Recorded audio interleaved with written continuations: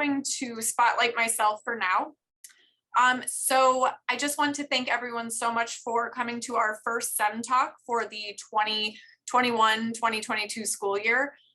We had many successful SEM Talks last school year, and we are planning to do at least 4 or 5 a trimester this year. So look for my newsletter, look for emails with more SEM Talks to come. Tonight, we have upper school teacher Steve Riss, who will be discussing the course Seminar in American Studies, which is a course that I think many of us know a lot about. Even if you weren't in the course, it was kind of just something that everybody talked about at school. Steve has been a teacher at SEM since 1999 and was the History and Social Sciences Department chair since that time until stepping down last year. He has both an undergraduate and graduate degrees in history. He is married to Jean Riss, who teaches science at SEM. Their children are both SEM alums who were students of his seminar, and now they have families of their own in Virginia and South Korea. And now I would like to introduce for you all Steve, and I'm going to just real quick, I'll spotlight you. And there you go. Thank you. Thanks a lot, Liz. And thank you all for coming.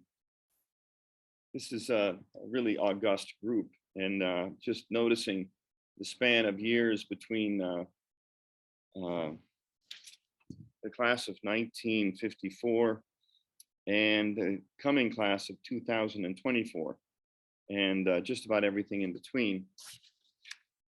And so I'd like to divide what a few comments I will make in 3 parts, not to exceed about 15 minutes, because I'd like to have some questions, and I think that some of you may have some questions, and I'd like to respond to those. But first of all, I'd like to talk about what seminar is today, and what it's designed to be, and what we try still to be, for those of you who don't know and are not maybe as familiar with seminar. And then I'd like to delve a little bit into the deeper history of seminar, going back to its inception in 1963, and to just review a little bit of some of the changes that seminar has gone through. And then finally, I'd like to talk a little bit about the challenges that we face today in seminar, and indeed in education generally, but how some of the changes are affecting seminar in particular, and how we are trying to deal with those changes, and maybe how we're going to be facing the future as well. So again, for those of you who don't know, seminar is a dual AP level, advanced placement level class that students must be invited to. And it used to be that a faculty committee would select students who they feel would be worthy of handling the challenging and rigorous curriculum in English and history studies. But now in the last 2 or 3 years, we've allowed interested students to apply, and they must apply with writing samples from both their English and history classes, recommendations from teachers. They have to go through quite a process in order to express their desire to take on this challenge. And then we look at the applications, and then we, from those applications, select the group that will be in the seminar class. But it is an elite group, and it's a group of students who not only are capable and, in the words of the 1963 course catalog, superior students, but they're also students who want to be challenged, who enjoy academic rigor, and who enjoy the discovery process of learning.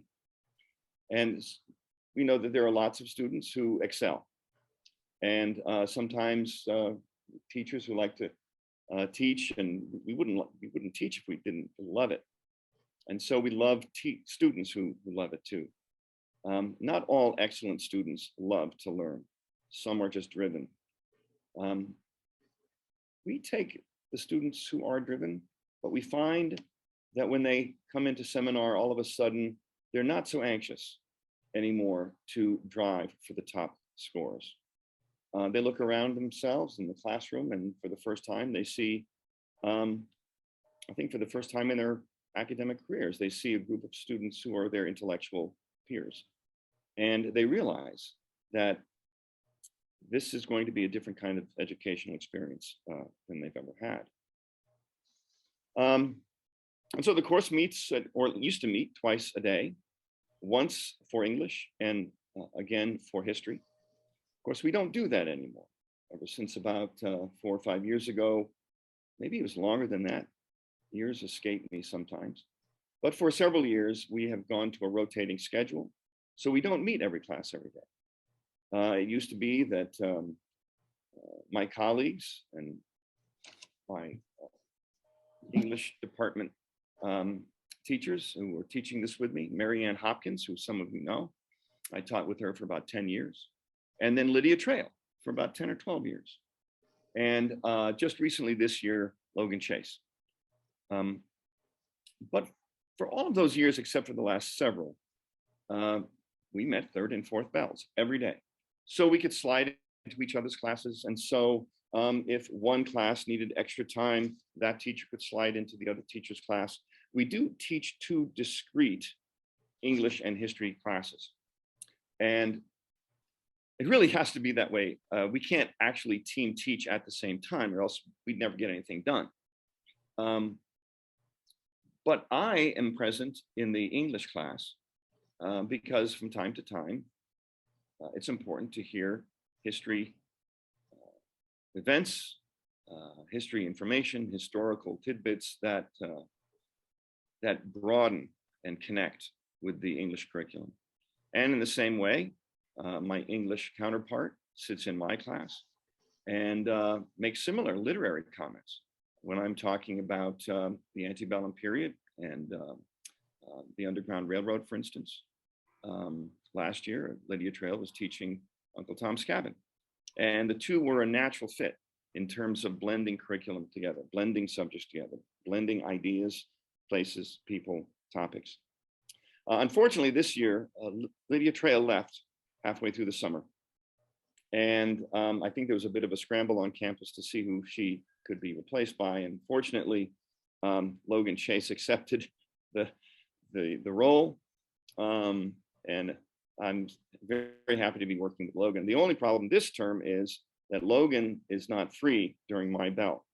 And so I'm visiting his class and he's not visiting mine, but I'm looking forward to us being together full-time come winter term. So I teach a full curriculum, a full study of American history, and the English department, the English teacher has a little bit more leeway. The array of literature in American history is varied, and you can take your choice. And usually every teacher that I've taught with, and indeed probably every teacher who has taught the English curriculum as part of seminar going back to 1963, chose a different set of books. I don't have that luxury. There is different views of history, there's different perspectives of history, there's different stories of history, but there's certain things you gotta know. And so I'm pretty much driven by the calendar and more now by the College Board. And I'll speak a little bit more about that later. But students are encouraged to participate. This is why it's called seminar. And they wouldn't be in seminar if they weren't eager to participate. So sometimes we get into some very interesting conversations, and sometimes I just sit back and let it go. Sometimes we have structured Harkness discussions and other kinds of loosely structured discussions where I give them agenda, or perhaps not even agenda, but maybe a prompt of a reading, an article, or a part of a chapter, some primary documents. And I just let the students go and I step back. And in the best seminar classes, that is something to see, because here's a group of scholars and they don't quite know it yet, but they're turning into scholars. Several years ago, back before I came, an already challenging course was made even more challenging by the addition of a project called the Odyssey. And the Odyssey is a major project in which the students choose a topic in American history It can be any topic at all, from sports to politics to culture to arts to religion to you name it, medicine, science. And they trace that topic through 3 periods of American history. It is an exercise in historical fiction. They couch it in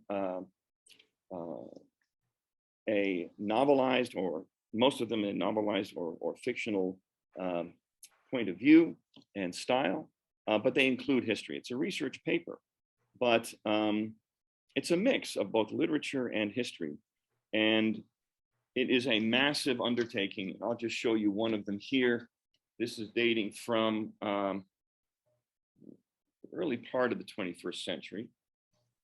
It's called The Unsung Heroes of World War II, the Navajo Code Talkers. And as you can see, it's a major undertaking. This dates to the time period when students weren't presenting their papers online. They were handcrafted. Here's another one here, rather larger in format. This is in between the wars, boom and bust during the 20s and 30s, an American Odyssey, and it is equally massive. Students start with a topic in December, and about 2 or 3 weeks before the AP, it's supposed to be done, and it usually is. So that's another wrinkle that has been added to seminar in the last, maybe 20, 25 years.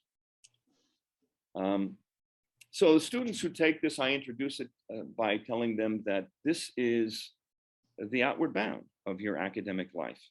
You've never taken a course like this before, and you will be expected to do and to know and to study things that you didn't know you were capable of doing, and they do. And students don't compete anymore for grades. Sure, they want to get good grades, but they're here to learn. And there's an interesting transformation that comes over them when they are together and they look at each other and they know that they're very privileged to be here. And by the way, and Logan, please jump in, because Logan has been teaching with me ever since the beginning of this year. We are privileged to be with them, and I make them know that throughout the year. I tell them that this is a collaboration. I learn from them, they learn from each other, and we're in this together. It is by far the most rewarding experience I've ever had in 45 years of teaching. I look forward to it every day. It is a joy to have these students in class. And if I can communicate some of that joy back to them, I think I'm doing the best that I can do and the best that I can be. So anyway, that was going on a little bit longer than I had intended. But seminar is something that gets into your blood, especially after teaching it now for 23 years, as I have been. The history of seminar is very interesting. I thought, as I mentioned before, it went back to the 1970s, but it goes back to 1963. And our official school historian finally confirmed that to me. Andy and Marcia Costello, who taught here for many years, called me the other night and said they thought it went back to the mid-1960s. They came up with some names. The first teachers of seminar were Frank Light, and I believe the name is Michael Triso. And that was confirmed by Jack Idem the other day, who is our master archivist upstairs in our deep, deep history, going back to the founding of the school in 1844. And he did find for me the course catalog from 1963. And it lists 2 seminar classes that were new that year, the junior seminar and the senior seminar, which we no longer have. And let me just read to you one passage of the course description from 1963 of what seminar was in its inaugural year. Students read one book, and I won't read all of this, but a part of it. Students read one book per week, alternating between works of American history and major works of American literature. Themes based on the books being read are prepared weekly. The primary purpose of the course is to help the superior student to achieve his maximum potential in his junior year of college preparation. Interesting, the unabashed use of the male pronoun. You can tell it's from 1963 or possibly even earlier. But the plan, this is for superior students. I'm not sure we call them superior students anymore, but in fact they are. And they're at least superior in their interest and motivations. There was a senior seminar that year. And Jag, maybe you can help me out on this, or Andy Costello if you're out there someplace. The senior seminar was the same thing, but instead of American history and literature, it was about English history and literature. And it is no longer with us. And I don't know how long it lasted. But the junior seminar held on. And I think that's because American history, in part, American history is a requirement that students in the United States have to take that course. And so that has probably kept it going as well. So seminar has been around for a long time. It's a venerable course. And it's been taught by so many wonderful teachers, my predecessors, people including Horace Parker, Phil Post, and Phil was signed up to this. There's a Phil Post out there someplace. I think he was on the invite list. Carver Collins, Herb Quick, famous Carver Collins, who was famously conservative and a firebrand, and Herb Quick, who was a Quaker and a kind of a well, I don't know, I didn't really know Herb from the description of people telling me about Herb. He was just the opposite, liberal and open-minded. And the two of them striking an interesting counterbalance in seminar for those years that they had it. Jay Harvey and C.J. Kersey. C.J. still here, of course, and Jay Harvey having just departed for other horizons. But apparently that combination was dynamic. Fred Morgan, who taught here with Mary Ann Hopkins for many years, and then Peter Verleen, who was here, I think, probably from sometime in the late 80s through the mid 90s. And then Randy Granger stepped in as a kind of a replacement history department chairman before I showed up in 1999 when I took over the course. And of course, more lately, Lydia Trail, and now, of course, Logan Chase. So it's been going on for 60 years, almost 60 years. And that's quite a pedigree when you think about it. And I don't think of many other courses at Wyoming Seminary, or even pieces of the curriculum, pieces of our what we teach here in a coherent, consistent course that has been going on for as long as seminar has. And now we just call seminar, not junior seminar, because that's the only one left. And the last thing I'd like to talk about, and then we can open it up, is some of the challenges that we're meeting now in seminar. Two pressures in particular. One is, as I mentioned before, we no longer meet every day. There are some pros and cons to that. When we met every day, when you met as a student, you had the same classes 5 days a week. And if you had first bell, it was your first bell all year long, Monday through Friday. It was static, it was the same, it was a grind. And amazing that we managed to keep doing that for as long as we did. But we got a lot of class contact time with the students. Several years ago, we made a decision to rotate the classes so that we would be able to have a little variety in our lives, so that we weren't grinding through every day, day in and day out, the same routine. We had the same first bell class, and those people weren't awake. Well, you had to live with them the whole year, and you had to make them awake. The hardest class was right after lunch. All the blood was rushing from the head to the stomach in digestion. But you got a lot covered. And I was able to add all kinds of things, primary documents, outside reading, other historians' works. But now we meet on an average of 3 times a week. And it no longer is as connected, the two classes, the two halves of the class. Sometimes seminar meets twice a day. Sometimes it doesn't because of the rotation. So I am having to squeeze material in and abbreviate certain materials. I'm having to pull out favorite materials that we used to enjoy. I remember years ago, we had a kind of a play act of the Compromise of 1850. And we had students playing Daniel Webster and Henry Clay, who were over my left shoulder there on the wall, actually. In fact, they suited me up as John Calhoun, who was at the time of the Compromise of 1850 on death's door, and he had to be wheeled into the Senate chamber. And that was my role. I didn't have to say anything because he was too ill to say anything. He had one of his associates give his speech for him. But we don't have time to do that anymore. The second pressure is connected with the first, and that is that the advanced placement program through College Board has commandeered the course, and I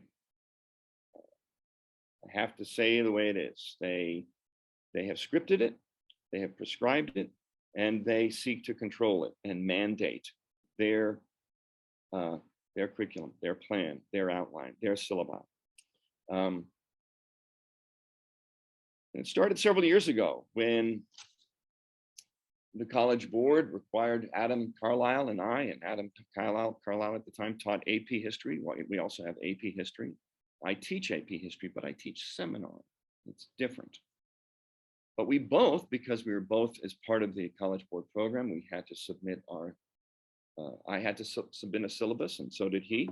And so we said, sure, we'll submit my syllabus was great. I was very proud of it. So was Adam. And we sent it in. It was rejected out of hand.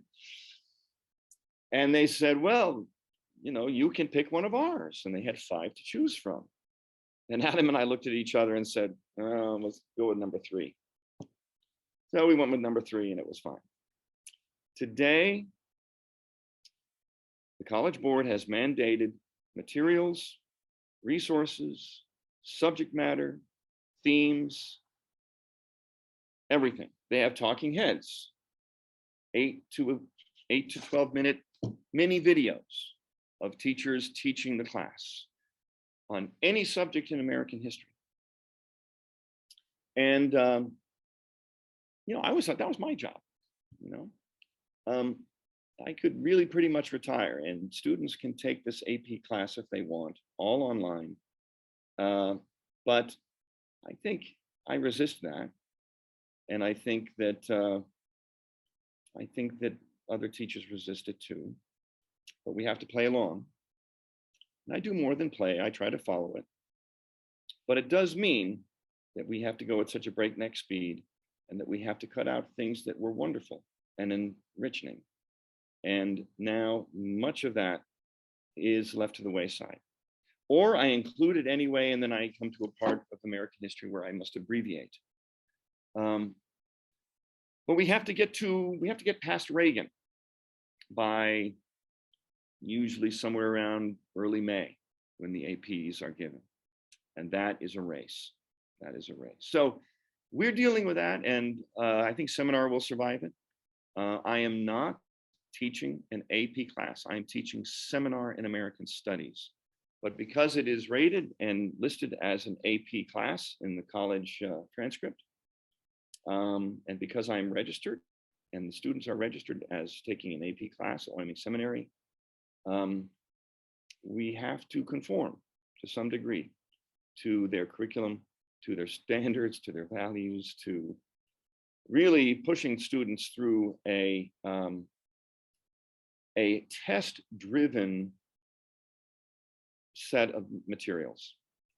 Everything that they give you is so that you can do well on the test. And I am not driven by that.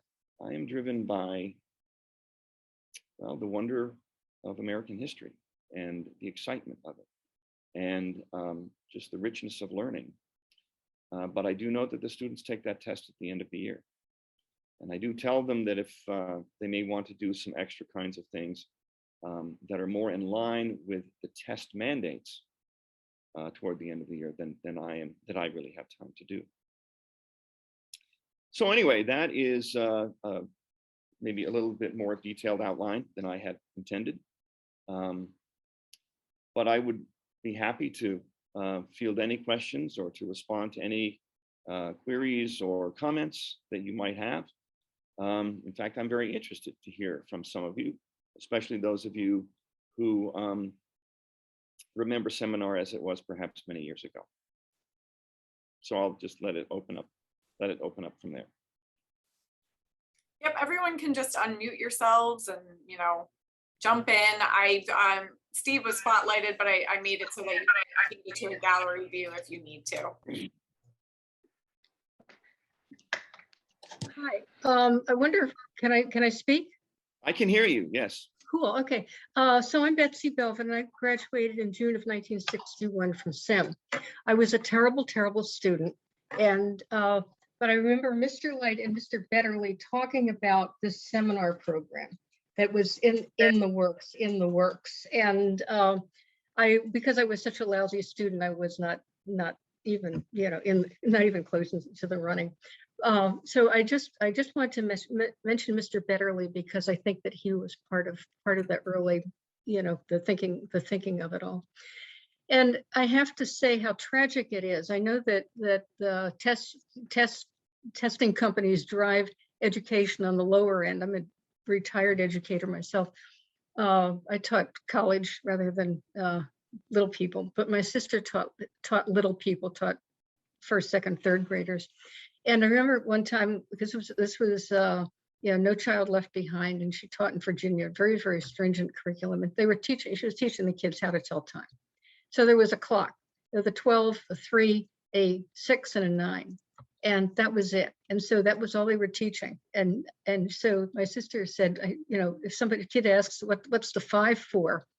We don't have time. We got to keep moving on. The test is only going to cover, you know, 12 o'clock, quarter after 12, 12:30, quarter of 1.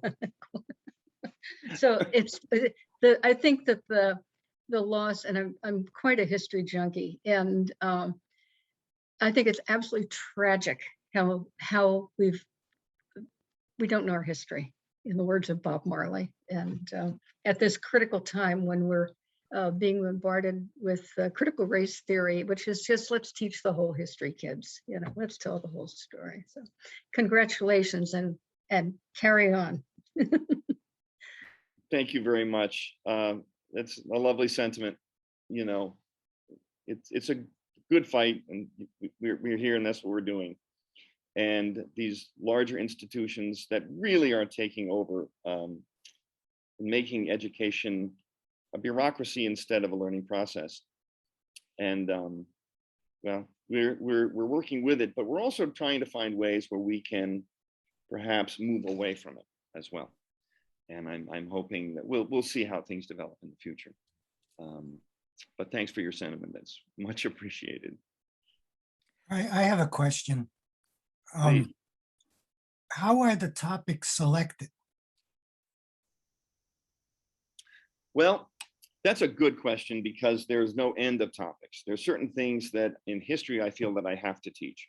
There are certain facts that they have to know. But as we know, history is humanities is something that we create and form, and we give shape to depending on how we emphasize certain ideas. I guess if I had to qualify myself, I would have to call myself a kind of a biographical historian. I'm fascinated by, it's kind of an old-fashioned approach, but I'm fascinated by great leaders and characters and personalities in American history, and how they interact and create movements and respond to movements. We have an enormous archive, online, hardback, in all over, of primary source documents. So right now, I steep the students in primary source documents. So right now, we're in the revolutionary period. They are reading a wonderful speech given in 1761 by James Otis against the writs of assistance, a little known character who was a great hero of the early revolutionary period. We're reading a Ben Franklin piece, a wonderful piece of satire called Rules by which a great empire may become a small one. And it's wonderful to see the kids laugh hysterically, as they should, to the wit and wisdom of Ben Franklin from 1773. And then, of course, we're going to be reading A Common Sense by Tom Paine at the end of the week. So it is a preference. We do cultural history too. Once we get into the antebellum period, we talk about the social strains and cultural conflicts between the races and between classes and between economies. But it is a selective process, and how we pick our topics is a wonderful freedom. And this is why I rebel a little bit against College Board, because they give you your topics, they give you the materials, and American history is just too much fun to have someone limit it for you. And I would rather pick my own topics. But to answer your question, they vary based on what you believe is most important, what leads and builds into a theme, and what helps to create a pattern that we see again and again and again in American history. And I love William Faulkner's quote, and this is my favorite quote about history, and again by an author. The past isn't dead, it isn't even past.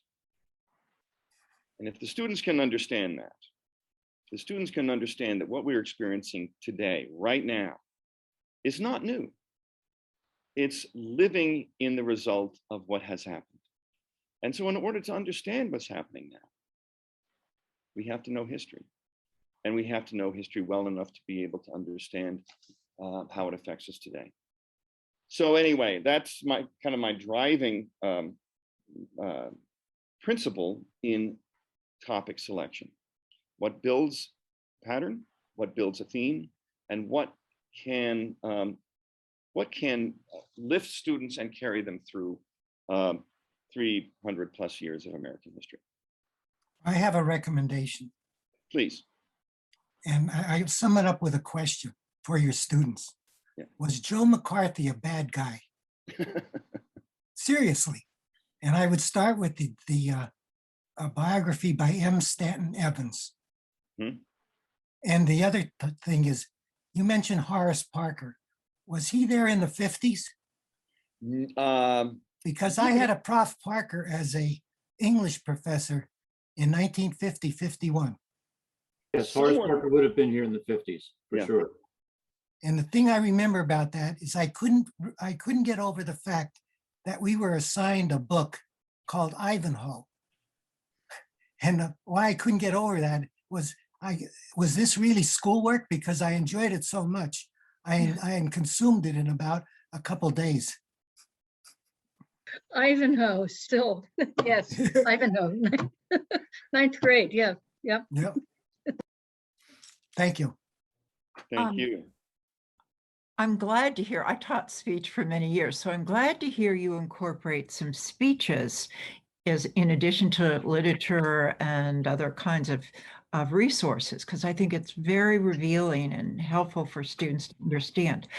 My question to you is, you were talking about scheduling. Does Wyoming Seminary have block scheduling? Have you moved to block scheduling? No. It's not block scheduling as I understand it. It is a rotating schedule, so that and I can't begin to explain how it works. Well, that's okay. I was just curious. I was just curious. Yeah, it's not block scheduling, no. Because I think block scheduling would work very well for a seminar class like yours. That's it might very well. But we don't do that. Okay. But I wanted to pick up on your comment about speeches. I also taught public speaking for many, many years. Mhm. And one of the projects that I have the students do at the end of the year, after the APs and after the Odyssey is written, they have to pick a speech in American history, any speech at all. That's wonderful. And then they have to practice it.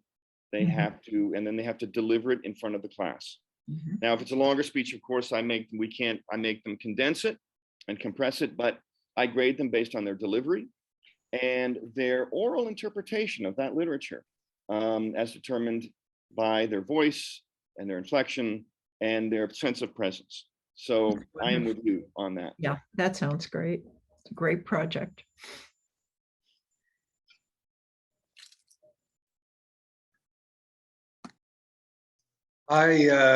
My name's Alex Steinberg, class of 58. And my question is, where did Leroy Bugby fit in on this? Before, I was before the seminar age, apparently, and he taught a pretty vicious American history class. And so was he included in this, or when did he stop? When did he retire, et cetera? Well, I will say a word or two, but I'm going to pass it off to Jack. We all know Bugby's history of the school. We all know him to be, he's one of those stars of yore. And to my knowledge, he was not involved in seminar. I don't believe he taught it. He's not one of the names that I've heard in connection with the class. Jack? Yeah, I don't recall his name being connected with the seminar course at all, but he was certainly here for several years after I arrived, which was in 1969. And I suspect he retired somewhere around 71. I think he was gone before the flood of 72. So I think the early 70s is probably his retirement year. Thank you. If I can just interject something, I don't mean to take extra time. I want to get back to your questions, but if we go back into the deep history of the 19th century and early 20th century, up through about the 1920s and 30s, there was a long and strong tradition here at Wyoming Seminary, and some of you may remember this, of literary clubs.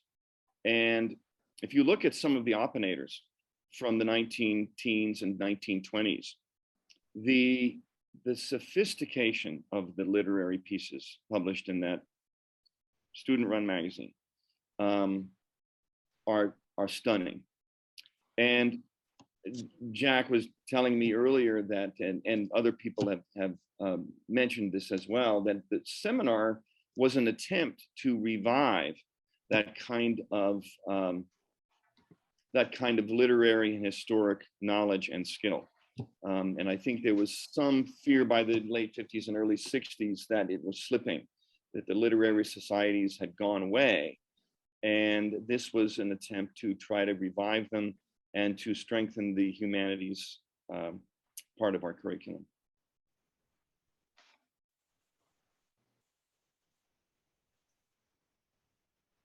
I have a comment about your the videotape business.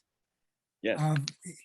I was an adjunct professor for about 30 years at Rensselaer, and we beamed some of my classes down to the submarine base in Groton. And it was for working professionals pursuing master's degrees. And I asked the students how they like the idea of watching on television, and they sort of shrugged their shoulders. But I said, if you had a choice of a journeyman instructor like me, or would you prefer to have an internationally famous engineering instructor of the caliber of an Einstein on tape and just watch it on video? Which would you prefer? It was unanimous, and it was very comforting. They wanted me live. So at that level, kind of tells you something. That is encouraging. Yeah. That is encouraging. Yeah, we have, of course, we don't have videotape anymore, but we have instantaneous films at a click. And I could sit back and let Ken Burns teach the whole class if I wanted to do that. And it is truly inspiring. But again, it's on a screen, and there is not the kind of chemistry that you get when you're in the same room with them. And for that reason, it has been very hard. Last year in particular, this year is better, because last year we had half the class and sometimes more than half the class who were zooming in on a screen behind me while I was teaching to the group in front of me. And those students who were zooming at home, that is, as we are now, they would so much prefer to be back in the classroom. And I'm so glad that almost all of them are now. We are not Zooming anymore. The most we do is I connect them to a microphone and they can hear what's going on. But we are on site and in person, and we are much, much happier for it, both faculty and students. But thank you for that comment. It is encouraging to know that students want you more than a face on a screen. I see your hand is up. Master Tansky. Yes, I have a yes. Can you hear me okay? Yes, sure, Matt. Go ahead. Great. So I have a comment and a question. I teach 8th grade U.S. history here at Dallas, and the one of the great joys of teaching 8th grade U.S. history is that it is not a tested subject. And my colleague and I, we have a total of 9 sections of 8th graders. One of the things that we absolutely love is that we can teach what we want.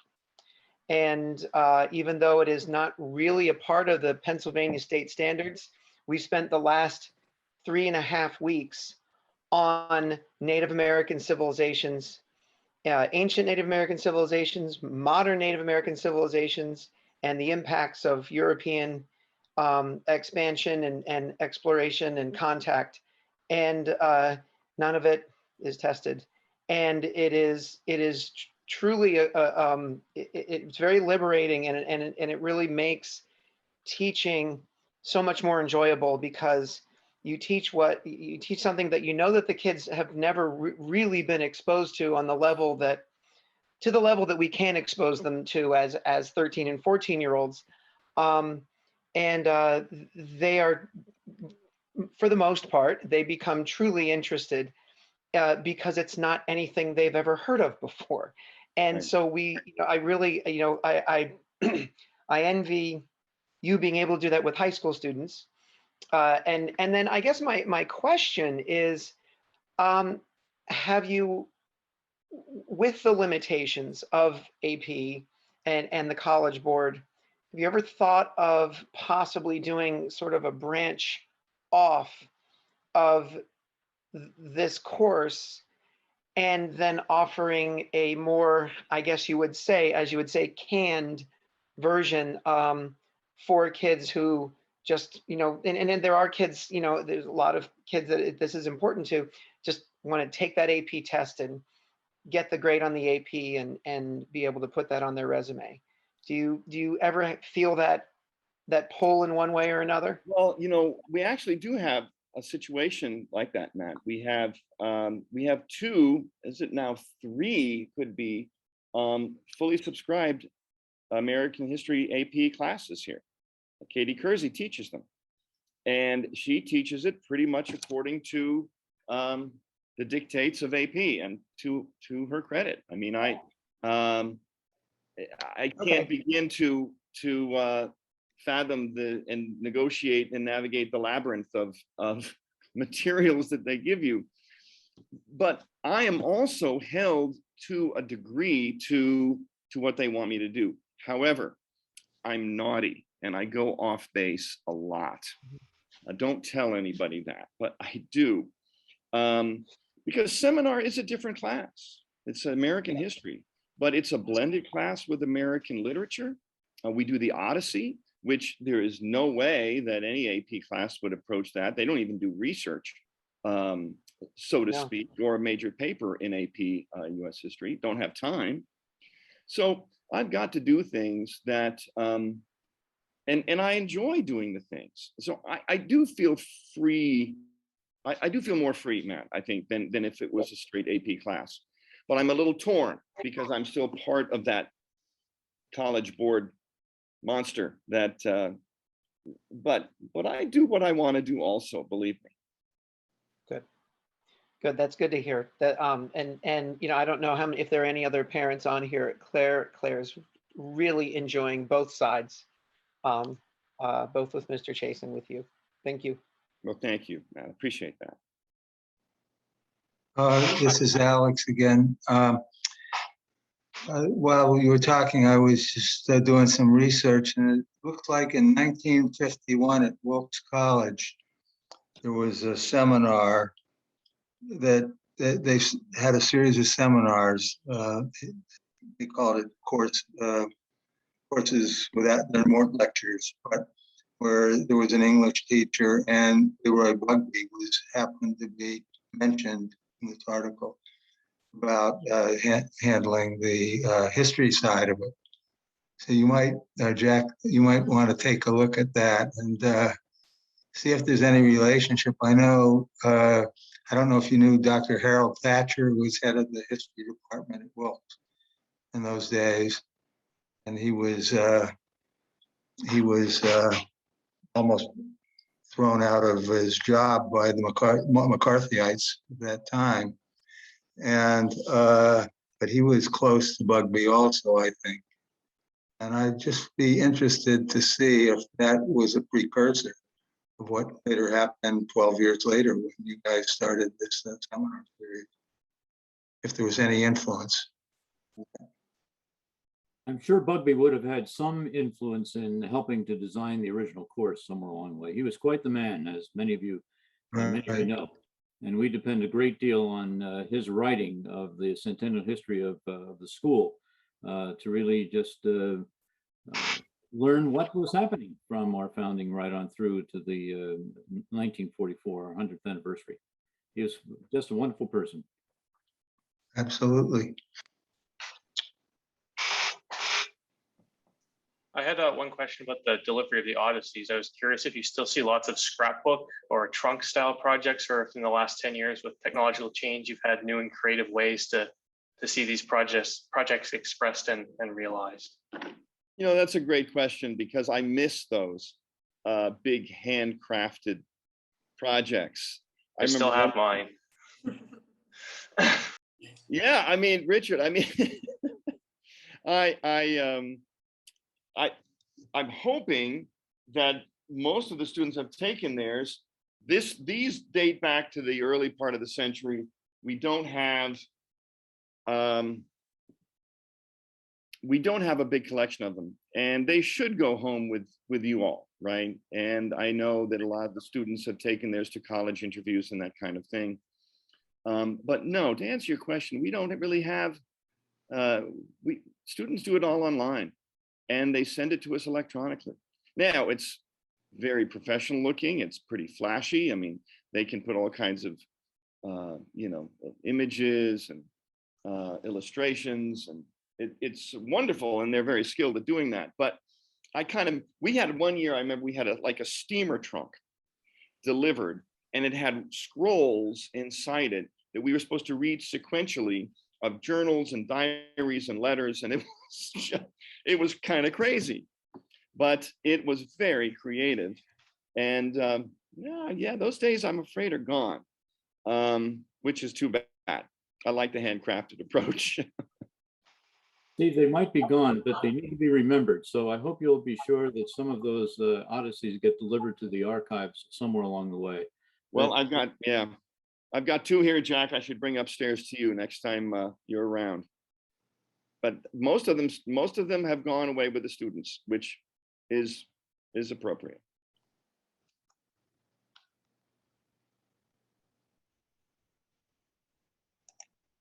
Mary Frances. Quick question for you, maybe a long question. Do you use an AP American history textbook as sort of the backbone of the course? Because I'm thinking back to my own seminar experience in 1977, 78. And I shudder to think that Samuel Eliot Morrison's 3-volume history was the backbone of Seminar. So we know a lot of naval history that a lot of other people probably don't know. I would think so. But what text do you use as the backbone piece? We are using the same text that we used when I came here. It's a wonderful text. Tyndall and Shy's, now just David Shy's narrative history, America, a narrative history. And it comes in 2 volumes. We do get through it. I don't know that it equals the 3 volumes of Morrison, but it is quite lengthy. They do 20 pages a night in addition to all the other readings that I give them. It is a wonderful basis for the course. And it has great detail in it. My only criticism is we started when I taught this back in '99, we had the 3rd edition. We are now into the 12th. So they change it every time. And I think every time I don't like it as well as the one before. They have wonderful opinions and details that spice up the history. The students love it because it is not a textbook per se. I mean, it is a textbook, but it's a narrative history so that it tells a story. And they were wonderful storytellers. And now David Shy continuing it after Tyndall's, after he died. But yeah, we're still using that and we're still very happy with it. And we branch off, and have all kinds of other readings that we give them. Until recently, we had them read Richard Hofstadter's The American Political Tradition, which has a wonderful series of profiles of American politicians. We don't have much time to delve into much of those extra volumes now, just because of the rush we're under. But we have to have a book that is our basis for operations.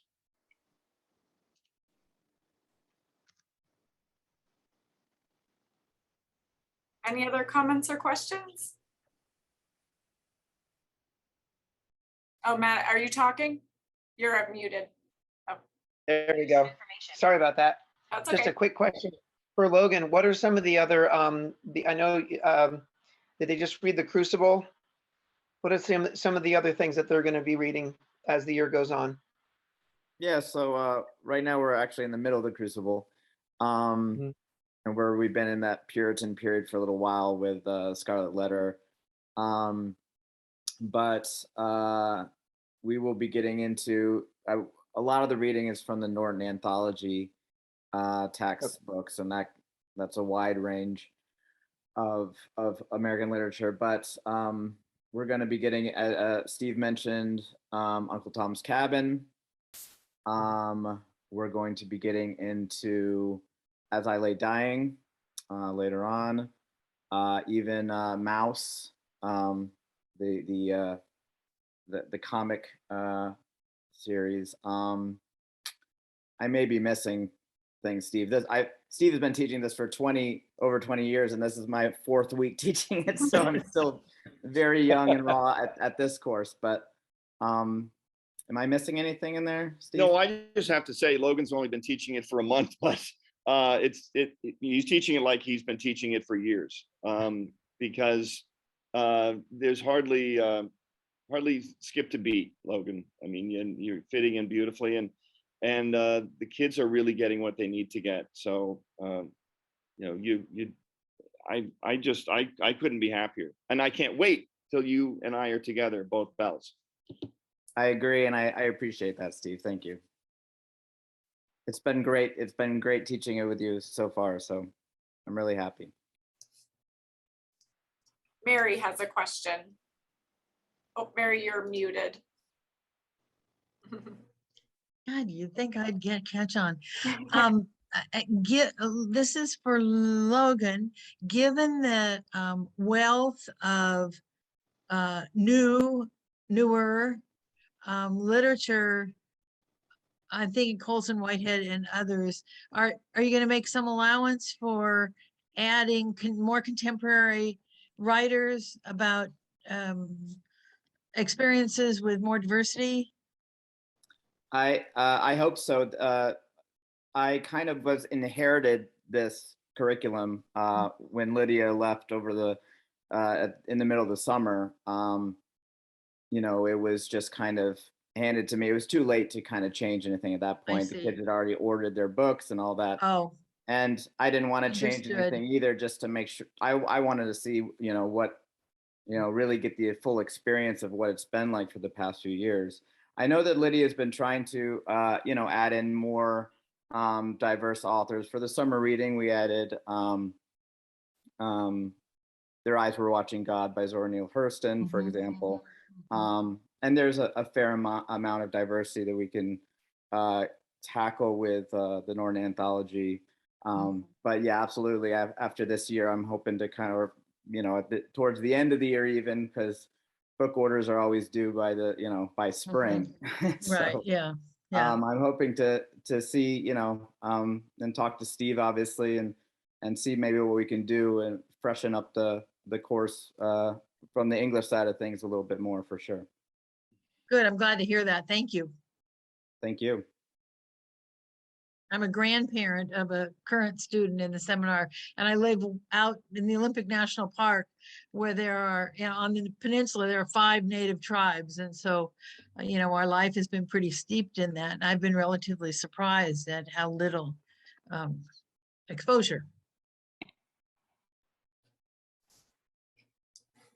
Thank you. Thank you. Any other comments or questions?